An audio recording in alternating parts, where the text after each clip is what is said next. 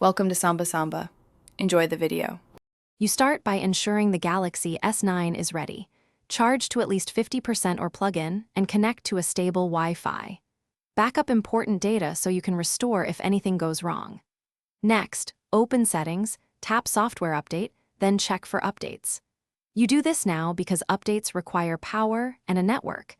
Checking immediately tells you if an OTA package is available and prevents wasted time later.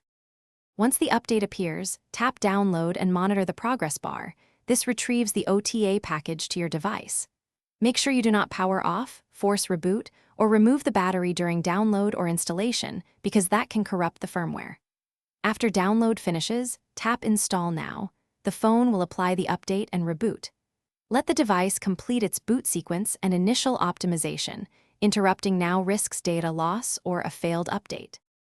Once updated, check Settings Right Arrow Software Update to confirm the new version, and review apps to ensure everything functions. If the phone is stuck in a boot loop, power off, then boot into recovery to wipe the cache partition or use safe mode to uninstall problematic apps. These actions often fix post-update issues without erasing data.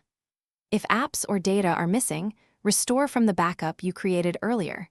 Make sure to update any app credentials if prompted. Thanks for watching. Consider subscribing if we helped you.